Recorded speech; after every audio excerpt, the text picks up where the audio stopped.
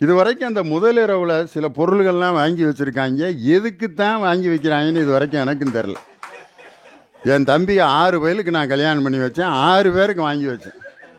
2 kilo apple, 1,5 kilo orange, 3 kilo திராட்சை, mixer 1,5 kilo, jalebi 2 kilo, காரா boondi 1 kilo. இது பூரா வாங்கி எவனாவது ஒருத்தி அதை எடுத்துட்டு இருக்கானா?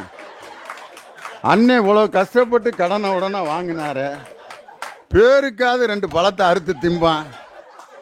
அந்த பிள்ளை கொடுத்த பாலை கூட பாதியை குடிச்சிட்டு பாதியை வச்சிருப்பானுங்க. எங்கள் ஊரில் ஒருத்தன் சிறுமலையில் பொண்ணு கட்டினா, அவன் மாமனார் அன்னாசி பழ தோட்டம் போடுறவர். அன்னாசி பழம் ஒரு 20 பழத்தை அடுக்கி வச்சுருந்தார். அதை என்னைக்கு அறுத்து தின்னுபிட்டு அவன் குடும்பம் தொடங்குறது. அவ்வளவுதான். இன்னொருத்தன் பன்ருட்டியில் பொண்ணு கட்டியிருக்கான்.